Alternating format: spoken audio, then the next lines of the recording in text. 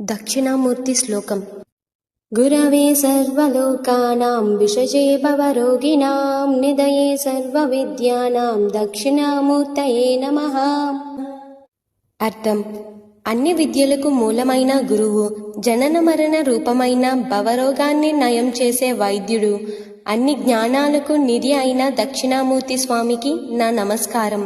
ఇంకా చెప్పాలంటే అన్ని విద్యలు ఇచ్చే గురువు, తప్పులు అజ్ఞానం పోగొట్టేవాడు, మంచి మార్గం చూపే గురువు, అలాంటి పరమ గురువు దక్షిణామూర్తి స్వామి.